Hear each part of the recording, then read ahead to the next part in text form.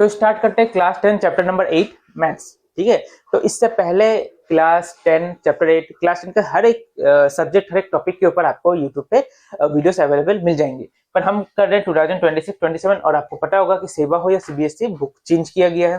ठीक है, तो हम जो बुक बनाएंगे वो नए बुक नए सिलेबस के अकॉर्डिंग बनाएंगे। ठीक है, तो इससे क्या होगा, आपको बेनिफिट मिलेगा जो नया सम्स ऐड हुआ है, ठीक है, या जो नया कॉन्सेप्ट पे जो बुक आया है आपका, हम उस हिसाब से उसको, क्योंकि बुक चेंज हुआ है और आपको भी पता है कि अभी कॉन्सेप्ट बेस्ड क्वेश्चंस आते हैं एग्जाम में, फाइनल एग्जाम में। हो सकता है आपके स्कूल से जो पेपर काटे उस पर आपको कॉन्सेप्ट बेस्ड ना दिया जाए, बुक का question he they they, but final exam में क्या होता है, कॉन्सेप्ट बेस्ड पेपर आता है और बहुत सारे स्टूडेंट को प्रॉब्लम होता है कि कॉन्सेप्ट बेस्ड को कैसे सॉल्व करें, क्योंकि सिर्फ आजकल बुक के नॉलेज, बुक का जो नॉलेज है वो लेके फायदा नहीं है, एक्स्ट्रा नॉलेज का भी बहुत जरूरी है आपको पेपर सम को सॉल्व करने के लिए, पेपर को कंप्लीट करने के लिए। तो हम ट्राई करेंगे आपको जितना आसान भाषा में हो सके आपको समझाए, जितना प्रोसेस उसको कम करके। ठीक है, जब तो आप वीडियो पे बने रहिए। आपको कोई डाउट है तो आप कमेंट को यूज करना, ठीक है, कमेंट सेक्शन को यूज करना। हमारा व्हाट्सएप नंबर यहाँ पे दिया गया, अगर आपको कुछ डाउट है, कोई एक्स्ट्रा समय जो बुक के बाहर का कोई आरडी शर्मा या कोई टेस्ट पेपर, क्वेश्चन बैंक, कुछ भी कहीं से भी क्वेश्चन में आपको डाउट है तो आप उसका फोटो क्लिक करके हमें इस व्हाट्सएप पे भेज सकते हैं, व्हाट्सएप पे हमारे साथ कंसल्ट कर सकते हैं। प्लस अगर आपको चाहिए ऑनलाइन क्लासेस अगर आप लेना चाहते हैं तो हमारा खुद का पर्सनल ऐप है, आप वहाँ पे ऑनलाइन क्लास ले सकते हैं। तो स्टार्ट करते हैं 8.1 का क्वेश्चन नंबर 7। ठीक है, क्वेश्चन में दिया है cot थीटा इक्वल टू 7/8 और हमें क्या निकालना है, ये देखो क्वेश्चन में ये दो पार्ट दिए। ठीक है, पार्ट नंबर 1 और पार्ट नंबर 2, तो हमें दोनों को अलग अलग सॉल्व करना होगा। ठीक है, तो सबसे पहले देखो cot थीटा का वैल्यू कितना दिया है यहाँ पे 7/8 और cot थीटा का वैल्यू क्या होता है बेस बाय परपेंडिकुलर। तो देखो cot थीटा का वैल्यू 7/8 भी है, cot थीटा का वैल्यू बेस बाय परपेंडिकुलर भी है, तो हम लोग इसको कैसे लिख सकते हैं, cot theta equal to base by perpendicular is equal to 7/8। ठीक है, अब ऐसा तो नहीं कहा गया कि बेस का वैल्यू 7 है या परपेंडिकुलर का वैल्यू 8 है, ऐसा तो कुछ नहीं कहा गया। तो बेस को हम क्या पकड़ेंगे, मतलब दोनों को हम क्या पकड़ लेंगे, के पकड़ लेंगे, एक वेरिएबल लेंगे के। ठीक है, तो बेस क्या हो गया, बेस 7 नहीं हुआ, 7 के हो गया, ये गलती मत करना, b इक्वल टू 7 मत लिखना, b इक्वल टू 7 के और p इक्वल टू 8 के। ठीक है, तो बेस हो गया है 7 के और ये कितना हो गया परपेंडिकुलर 8 के। ठीक है, क्या नहीं है हमारे पास, हाइपोटेनस नहीं है। हाइपोटेनस कैसे निकलता है, पाइथागोरस थ्योरम। पाइथागोरस थ्योरम जब लगाएंगे हम, पाइथागोरस थ्योरम क्या है, h² equal to p² plus b²। अब क्योंकि h हाइपोटेनस का वैल्यू वहां नहीं है तो h को हमने क्या रखा, h को h ही रहने दिया।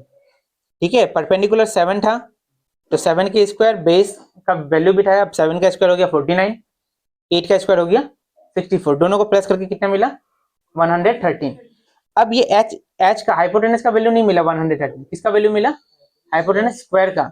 अब स्क्वायर इक्वल के इधर जाके क्या बन जाएगा, रूट बन जाएगा। तो क्या मिल गया हमें, अच्छा देखो ये अगर रूट अगर स्क्वायर के ऊपर होता तो की का स्क्वायर और इसका रूट कैंसिल हो जाता, तो इसलिए हमने सीधा की का स्क्वायर कैंसिल करके लिखा। तो क्या मिला 113 रूट 113 के, किसका वैल्यू मिला हाइपोटेनस का वैल्यू मिला रूट ओवर 113 के। अब क्या निकालना है यहाँ पे, साइन थीटा और कॉस थीटा ही निकालना है। तो पहले हमने साइन थीटा को अलग से निकाल लिया। साइन थीटा का वैल्यू फॉर्मूला क्या होता है, p/h मतलब p/h 8k बाय रूट 113 के, 8k बाय रूट 113 के और के कैंसिल हो गया, क्या बचा 8 बाय रूट 113। ठीक है, उसी तरह कॉस का वैल्यू क्या होता है b/h, तो बेस कितना है अपना, तो बेस का जगह आ गया 7k, हाइपोटेनस का जगह आ गया रूट ओवर 113 के। वापस k और k कैंसिल हो गया, क्या मिला 7 बाय रूट ओवर 113। यहाँ तक सबका क्लियर है। अब हमने सबका वैल्यू निकाल दिया, अब वैल्यू को पुट करना है इसमें। देखो यहाँ पे क्या निकाला, सिर्फ साइन और कॉस निकालना है ना। और एक चीज देखो, ये जो लिखा है 1 plus sine theta 1 minus sine theta, तो ये a plus B a minus B वाला फॉर्मूला में आ रहा है ना। देखो ये 1 plus sine theta 1 minus cos theta, तो a plus B a minus B का फॉर्मूला में आ रहा है। a plus B a minus B का आंसर कितना होता है, but a square minus B square. ठीक है, a plus B a minus B का आंसर कितना होता है a square minus B square. तो 1 plus sine theta 1 minus cos theta को हमने क्या लिखा, a स्क्वायर, a का जगह क्या है 1 है, तो लिखा a स्क्वायर माइनस b का जगह क्या है। देखो यहाँ पे a का जगह क्या है 1 है ना, और b का जगह क्या है साइन थीटा, तो क्या लिखना होगा a square b square, a का जगह 1 स्क्वायर और b का जगह क्या लिख दिया साइन स्क्वायर। समझ में आया। उसी तरह यहाँ पे a plus 1 plus cos 1 minus cos, तो वही लिख सकते हैं ना a square minus B square. Same to लिखा हुआ है ना, 1 प्लस साइन 1 माइनस साइन, तो a minus A square minus B square लिखा। उसी तरह 1 प्लस कॉस 1 माइनस साइन, तो क्या लिखा 1 square minus cos square theta. यहाँ तक ये वाला समझ में आया सबको? तो देखो अब 1 का स्क्वायर कितना होता है, 1 का स्क्वायर वापस 1 ही होता है।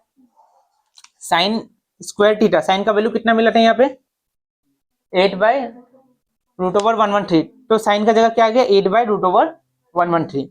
कॉस का वैल्यू कितना मिला था 7/√113, तो कॉस का जगह क्या आ गया 7/√113। यहाँ तक तो समझ में आया ना, बस साइन का और कॉस का वैल्यू हमने पुट किया, ठीक है। अब 8 का स्क्वायर कितना हो जाएगा 64, तो 8 का स्क्वायर हमने कितना लिखा 64। उसी तरह यहाँ पे रूट और स्क्वायर कैंसिल हो गया, तो क्या मिला 113। यहाँ भी वही हुआ, 7 का स्क्वायर मिला 49 और रूट और स्क्वायर कैंसिल हो गया, क्या मिला 113, ठीक है। अब देखो 1 माइनस 64 डिवाइडेड बाय 113, तो इसका एलसीएम निकालना होगा। एलसीएम कितना मिलेगा 113 मिलेगा।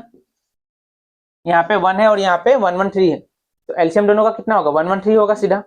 अब 1 के टेबल में 113 कितने बार में जाता है, एलसीएम निकालना चाहते हैं 1 के टेबल में 113 कितना बार में जाता है 113 इंटू ऊपर में 1 है तो 1 लिखा, माइनस 113 के टेबल में 113 कितने बार में जाता है 1 बार में, तो 1 इंटू 64, ये मतलब जिसको एलसीएम नहीं निकालना था इस टाइप का किया जाता है।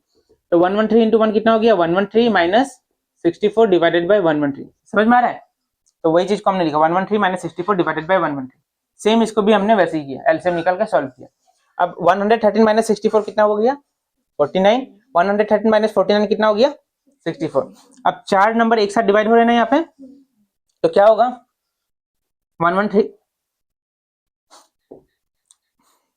कहाँ चला जाएगा ऊपर चला जाएगा। देखो ये जो पार्ट है 49/113 वैसे ही रहेगा और 64/113 क्या हो जाएगा रेसिप्रोकल हो जाएगा। तो 64 कहाँ चला गया नीचे, 113 कहाँ चला गया ऊपर, 113 कैंसिल, आंसर क्या मिला 49/64, ठीक है। ये तो पहला वाला का आंसर मिला। अब सेकंड क्या निकालना था कॉट स्क्वायर थीटा, तो सेकंड निकालना है हम लोग को कॉट स्क्वायर थीटा, ठीक है। अब कॉट का वैल्यू कितना दिया है यहाँ पे क्वेश्चन में, देखो कॉट का वैल्यू दिया 7/8, तो कॉट स्क्वायर का वैल्यू कितना होगा, इसमें स्क्वायर लग जाएगा, 7 का स्क्वायर 49, 8 का स्क्वायर 64, समझ में आया।